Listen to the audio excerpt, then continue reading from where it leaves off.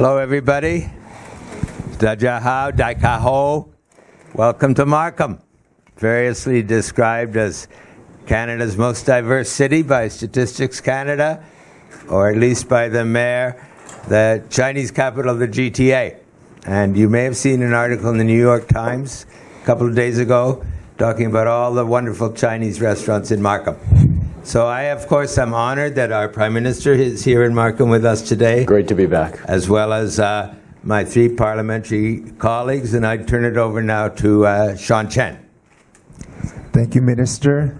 大家好，大家好，我係陳勝元，我是陳勝元, and it's such a pleasure to be here in Markham to join you. I am Sean Chen, the Member of Parliament for Scarborough North, and I had the great privilege and honor of joining our Prime Minister on his first official visit to China. Let me tell you, it was incredible to hear on the ground the folks that want us to continue to strengthen the relationship. So I look forward to today, and thank you all for being here. Good afternoon. 大家好. I'm Genta. I'm a Member of Parliament from Don Valley North. I guess the people here, most of you are my friends. I had the honor to join the Prime Minister's trip to China as well with the delegation. And I learned a lot and lots of things that I really want to share with you. But of course, the Prime Minister will tell you everything.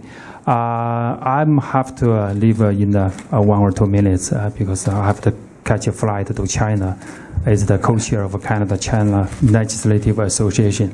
So I'm going to be there in China to promote our tourism. Remember, 2018 is our year of tourism and education and commercial cooperation with China. So 非常高兴在这里。我加入了这个总理的中国之行。有很多这个信息或者好的消息，也愿意借这个机会分享给大家。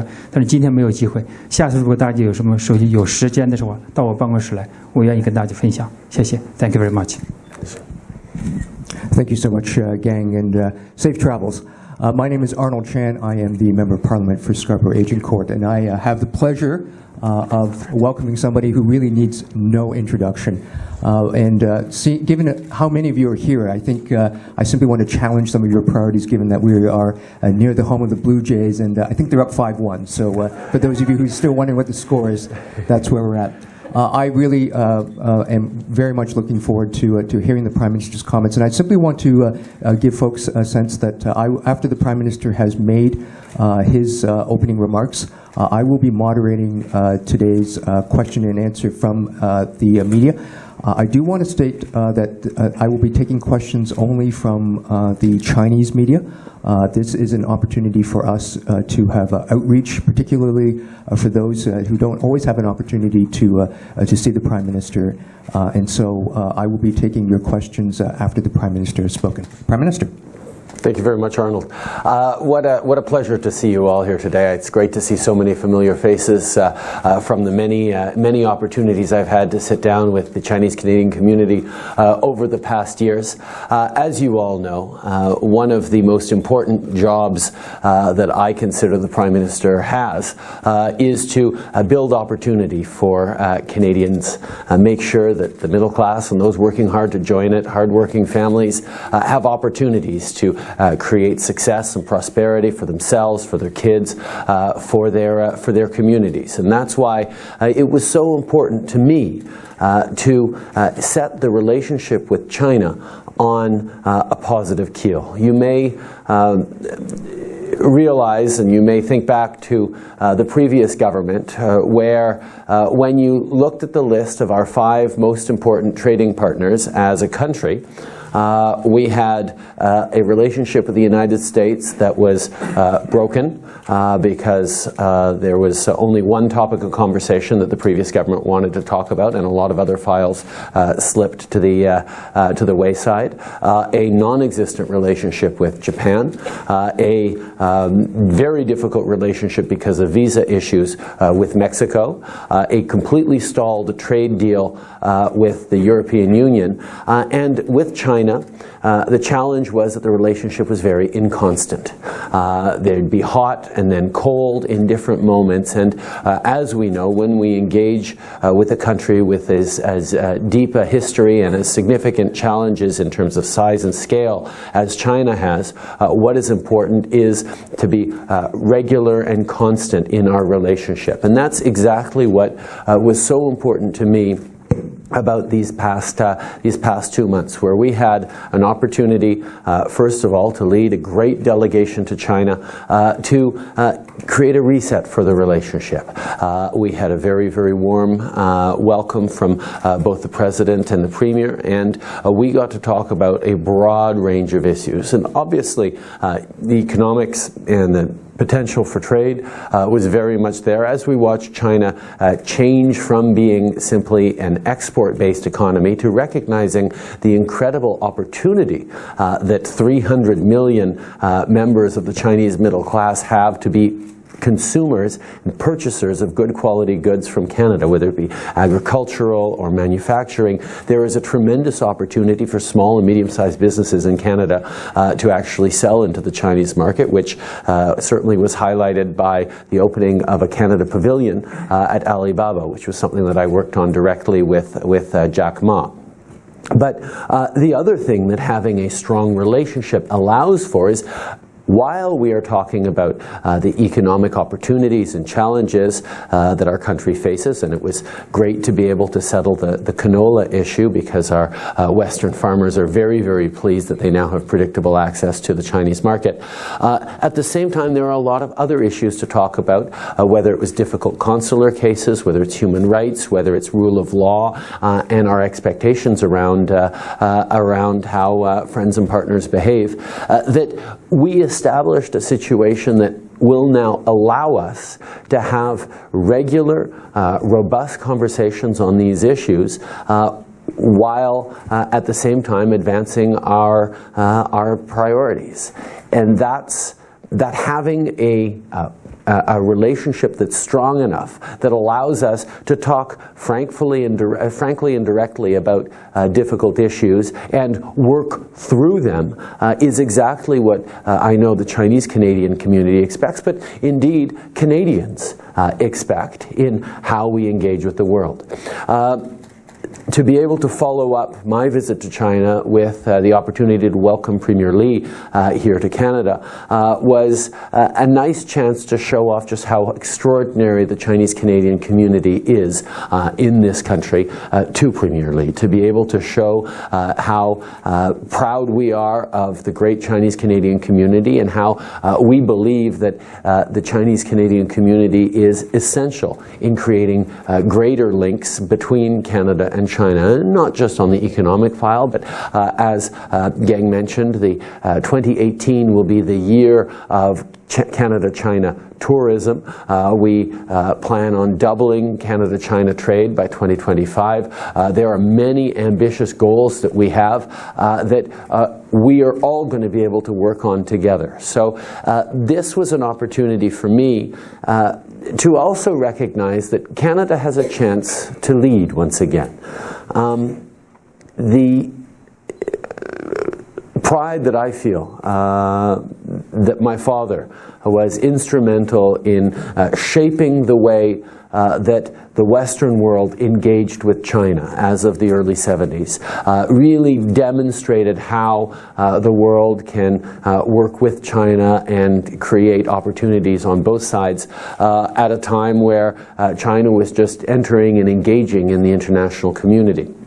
Now we have a point where China is in rapid transformation away from being solely based around manufacturing and exporting into now being strong consumers as well. And I think there is an opportunity for Canadians to once again show the leadership that shapes the way the West can engage with China, where we are both firm on issues of concern around our values, around our rights, but also creating opportunities for China and the Chinese citizens to prosper and become more successfully integrated into a global economy. These are things that are very exciting and things that I certainly look forward to working on in the coming years, and things that I know that the Chinese Canadian community will be important friends and allies as we continue to create prosperity for our citizens in the middle class and those working hard to join it. Thank you so much, Prime Minister. In terms of taking questions, Amory, who's on my right, Amory, just give us a quick wave, has a microphone. So if you wish to ask a question, I will acknowledge you, and Amory will come by and give you the microphone. We'll start right in front of you. Hi, Prime Minister. From Singtao Daily. My name is Perta. So I want to know. I want to ask questions regarding to the extradition treaty with China. So how possible actually it will come true, and is it a new feature? Even though that both countries have different definitions on judicial process, China has death penalty and we don't, and also about the different value of human rights. Canada and China have talked about China's desire to look at extradition for a long time now. It's happened over many, many years. But the fact is, those conversations around that, around consular, around rule of law, around human rights, has always been very ad hoc. It's not been formalized around any rigid process. So what we actually were able to agree with the Chinese leadership was to have a high-level dialogue on issues of security, on human rights, on rule of law that are of interest to either side. So it's a forum in which, for example, we talked a lot about our concerns with Kevin Garrett, and we were able to make positive steps forward in terms of eventually bringing him home. Similarly, we know that the Chinese leadership is interested in talking to us about extradition, and we're always open to talking about it, because the fact is it gives us an opportunity to highlight the extremely high standards that Canada has around extradition treaties, around our expectations on what a justice system should be able to do, the level of transparency, the level of rigor, and it also talks about, as you pointed out, our very strong and unequivocal position on capital punishment. For example, and this is not just towards China, with the United States, we will not engage in extradition for anyone who is facing the death penalty in the United States.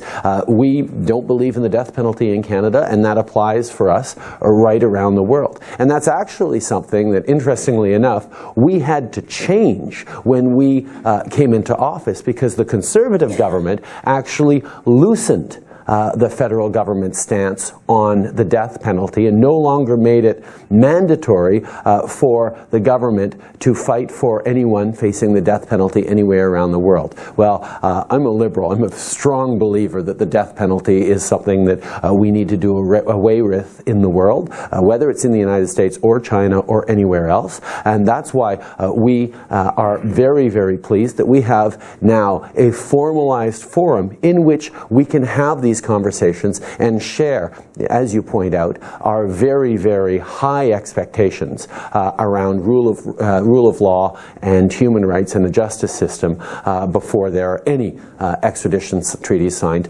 anywhere in the world. Thank you. Go ahead, sir. Mr. Prime Minister, how do you describe the relation between Canada and China in terms of, are we just business partner, or we have allies with sharing common value on human rights or environmental production? How would you describe our relationship? Is it just a business partner? No, I think the strength of the Chinese Canadian community, and indeed of the people and education ties between Canada and China, really highlight that it's far more than a business relationship. But at the same time, we have to recognize that China and Canada have two very, very different paths towards governance of where they are now, and very different challenges that our countries are facing. And it gives an opportunity to share solutions and challenges, to engage with each other and be constructive and helpful as we hopefully learn from each other in various ways. But there's always in the ideal, a relationship that happens on multiple layers. And when we talk about 2018 as being the year for Canada-China tourism, it's certainly, yes, we look forward to welcoming many Chinese tourists to Canada, but I also know there will be many, many Canadians excited about going to discover, visit, how beautiful China is. I know I've had many trips as a young man to China with my father and on my own, and there's great opportunities for tourism for Canadians, and deepening those people-to-people ties is really important. So the relationship with China needs to be seen as strong, stable, deep, and robust enough to be able to have a broad range of conversations on many different topics, not just economics, although economics will always be a part of it. Go ahead. I'm Yafeng Xu from Loving Sister. I have a couple of questions. First one, so your government has started the re-engagement with China. So how can you ensure your government's firm standing on human rights? For example, MPs from different parties have urged that Canadian government shouldn't vote no at the UN's Human Rights Council to the countries who have human rights issues. So we'd like to know what's the plan of your government when you cast the vote at UN.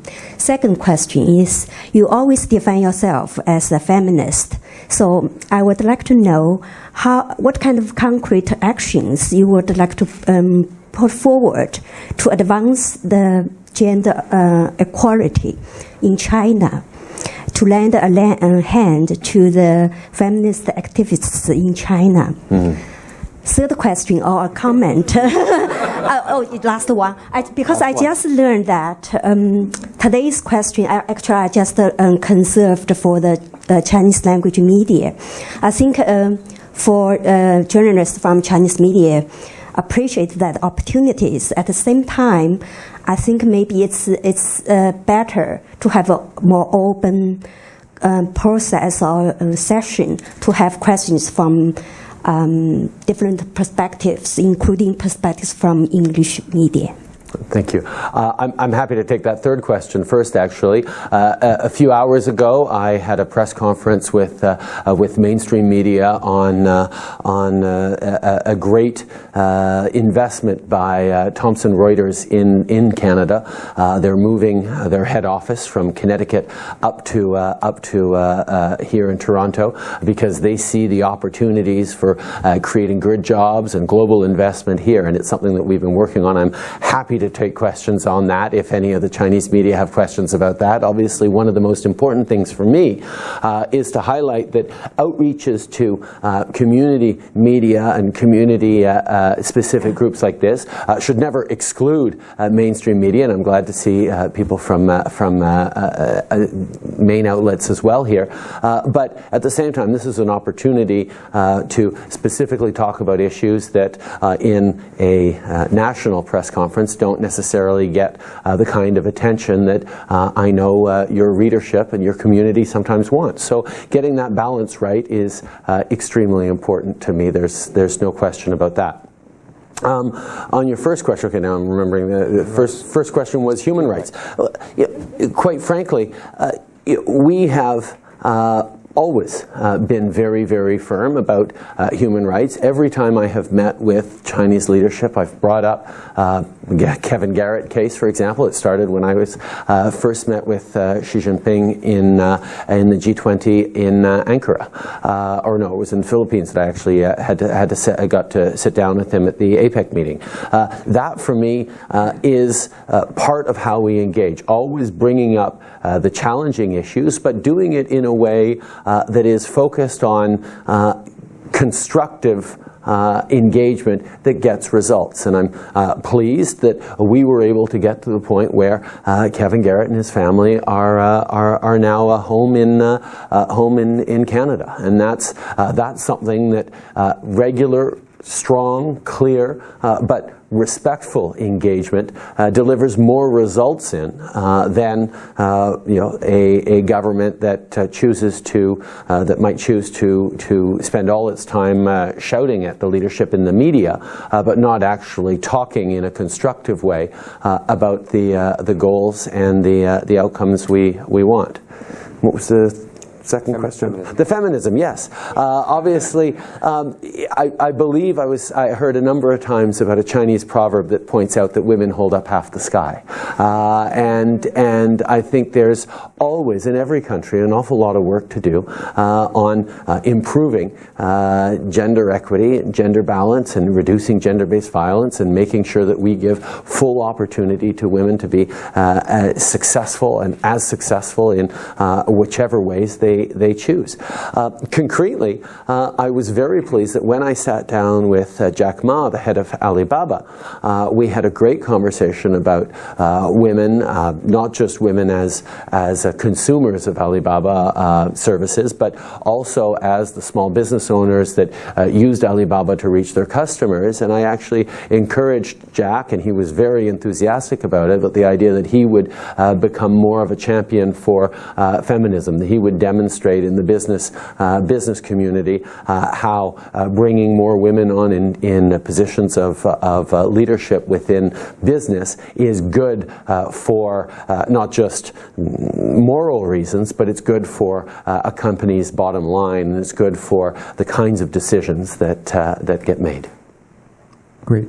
And just to follow up on the Prime Minister's first question, in which he answered, Minister McCallum, myself, and Sean will be available afterwards. Of course, the Prime Minister's time is always precious, but this is an opportunity for those of you who don't always get an opportunity to ask the Prime Minister a question to do so. I did see Grant. You had your hand up earlier.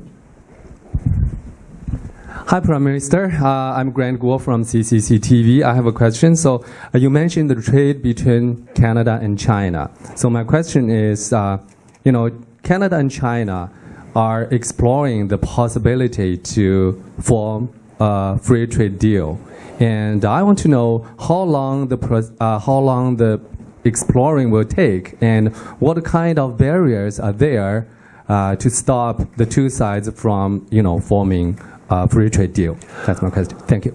Well, I think anytime you look at countries that are as different in size of population and of economy as Canada, but also at different points in their development, in the internal balance of their economies, there's an awful lot of issues to work out. But my hope is that the work we have going already, trade, exploratory set-up discussions, will focus on things that aren't often part of traditional free trade agreements, issues of environment, issues of what to do around state-owned enterprises, issues around labor rights, and things that will really demonstrate the kind of positive outcomes that trade deals can have, not just for companies and countries, but for ordinary citizens.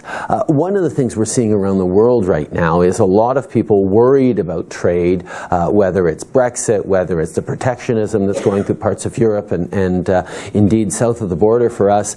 There are concerns that the benefits of trade aren't always felt by the people who end up working hardest for it and sometimes risk losing jobs. So what we really have to make sure is that as we negotiate deals, they're going to genuinely be good for Canadian citizens and for Chinese citizens. And that conversation about what 21st century trade deals can and should look like is certainly something that Canada's happy to be leading on. We made some significant changes to our Europe trade deal to make it a more progressive, modern deal.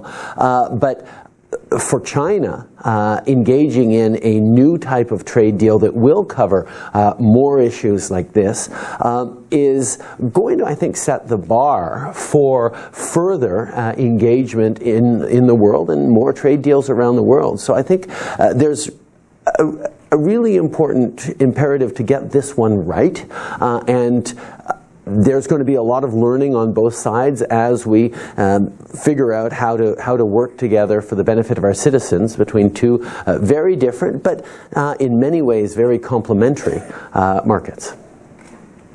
Okay. So before you go, we're going to one, then to Candy, then to Sir, and then to Joseph at the back. Okay, 4 more questions. One more, that would be it. Good. Great. Thank you, Prime Minister and Ministers. My name is Jamie, and I'm from CCMNWOW TV and Charming China. So my question is regarding immigration, because that's what we really want to know. I know in March that Minister McCallum has announced a new record number of newcomers that are coming into Canada in 2016. And right now, the Chinese immigrants that are coming into this country has decreased to 4th place.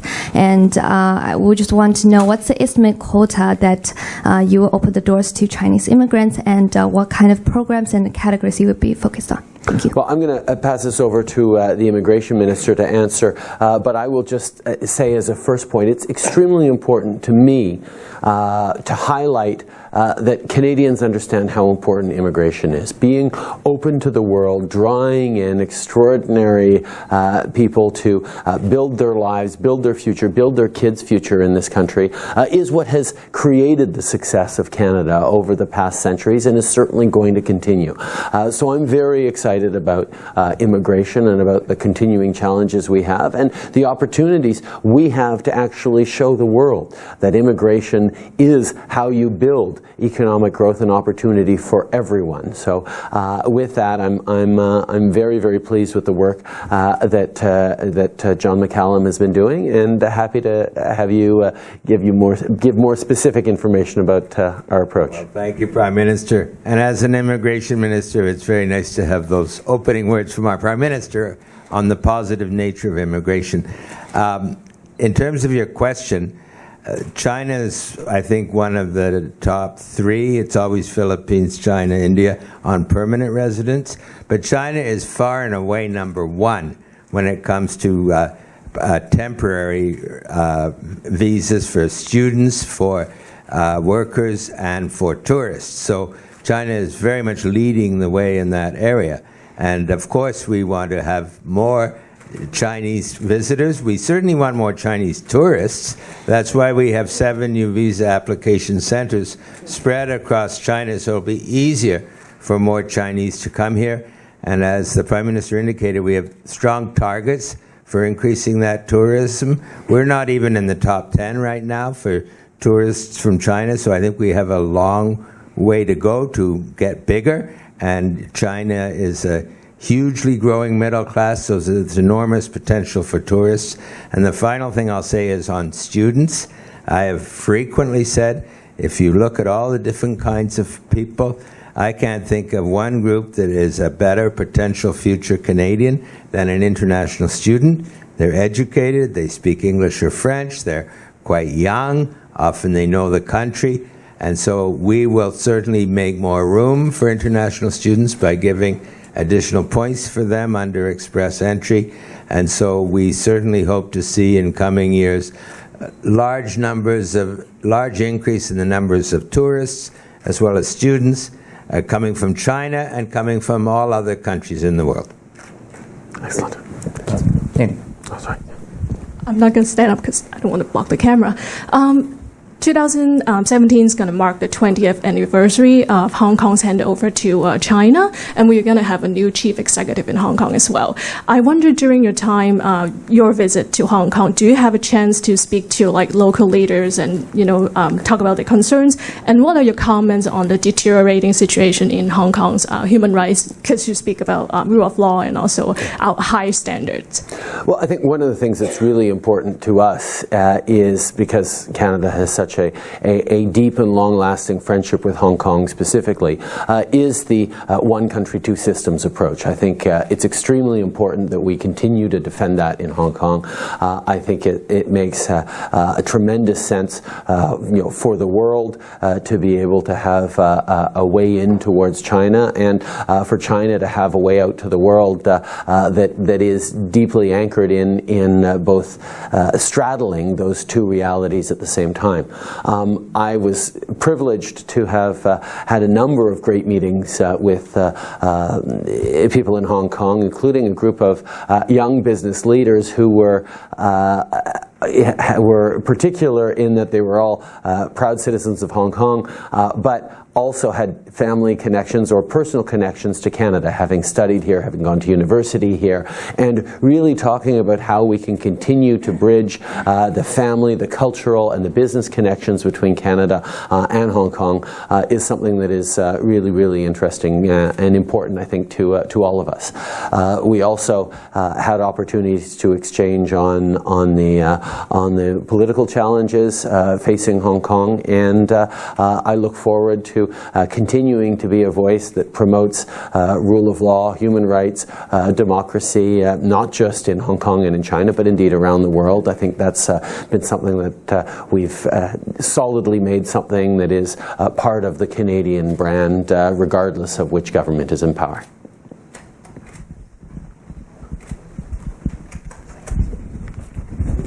Prime Minister Patrick Long from China Canadian Voice. Just like you mentioned, in 1970s, your father, Prime Minister Pierre Trudeau, opened the door and brought China to the international stage. But in that time, China is relatively poor and underdeveloped. Nowadays, China is the second largest economic body around the world. So what can Canada do in this case? We should help them or we can learn from them. Thank you.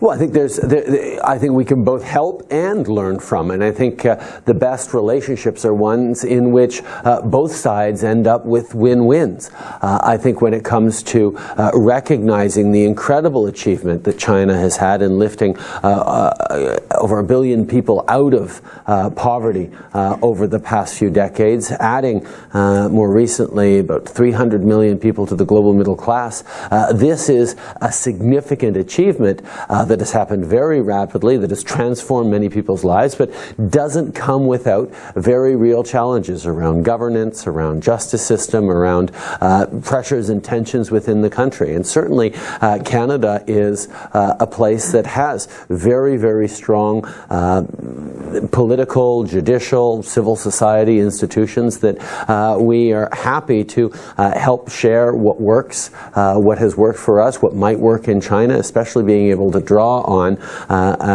Chinese Canadian community that understands what we're able to achieve here in Canada and what lessons there are for China. But at the same time, there are tremendous opportunities for economic connections. There's tremendous opportunities for us to draw on some of the market access, not just to China, but to the growing economies of Asia, where China has sort of a leading role. So there are many, many things that we can work together on that will be to the benefit of both of our citizens, both of our countries, and I look forward to that. I think the best relationships are ones in which we end up all of us improving and getting better because of those friendships and relationships, and that's certainly what the historical track that Canada and China have been on. Okay, the last question has to go to Joseph because I have to be mindful of the Prime Minister's time. Okay. But again, as I mentioned earlier, Minister McCallum, Sean, and I will be available to continue to take any of your questions. So, Joseph, take it away. Okay, thank you. Prime Minister, when auto industry faces challenges and difficulties, government spend millions of dollars to help save auto jobs. Now that the media industry in Canada face challenges and difficulties too, we see layoff, we see mergers, so that will your government be considering to set up a task force to help the media industry, especially the ethnic media? Thank you. Well, I think one of the things that we need to recognize within the auto industry is that we're undergoing transformations. And that's why right here in Markham, just a few months ago, I announced that GM was investing and creating hundreds and hundreds of new jobs around here, but they weren't traditional assembly line auto jobs. They're research and engineering jobs here in Markham, so that GM can move forward on self-driving cars, on automation, on electric hybrid vehicles, and the kind of research that is defining the auto industry. So we're glad to help in the transformations that various industries need to go as the world is changing and as the economy is changing. Similarly, media is undergoing tremendous transformations from being very much around traditional media to now being much more digital. And Canada is very interested in making sure that we are supporting not just jobs in the industry, but the capacity of the industry to fulfill its extremely important role, which is to inform its citizens and empower them to be effective, knowledgeable actors within society.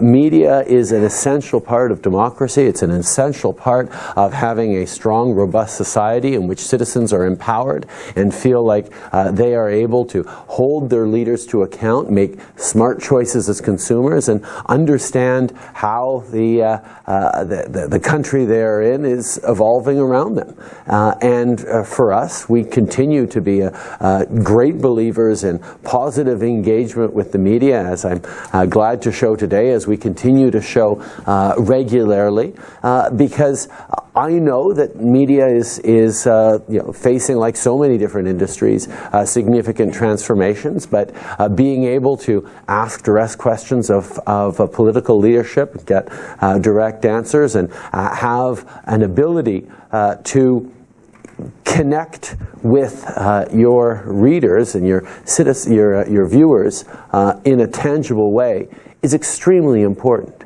And it's important to me that we remember that the great power of community media is not in your ability to tell stories about the home country, whether it's China or elsewhere. The great power is able to tell stories about this country in a way that connects with the lives and the experiences of your readership. So that's why when I meet with community media, I'm happy to talk about the auto industry. I'm happy to talk about trade deals in general. I'm happy to talk about our investments in the middle class, whether it's tax cuts for the middle class by raising taxes on the wealthiest 1%, or the Great Canada Child Benefit that actually puts more money in the pockets of hardworking families. These are things that affect everyone, and my party is one that is very, very proud that we always tend to engage with everyone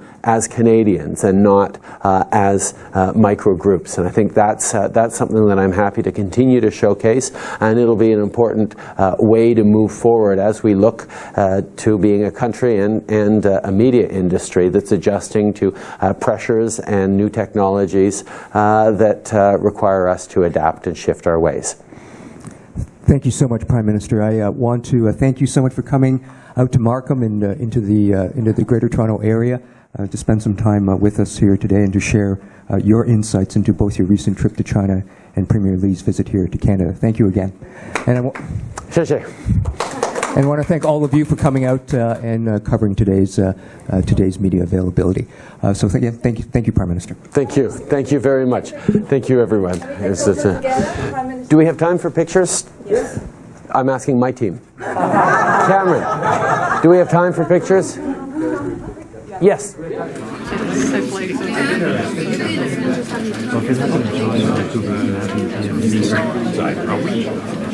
having any plan to have a language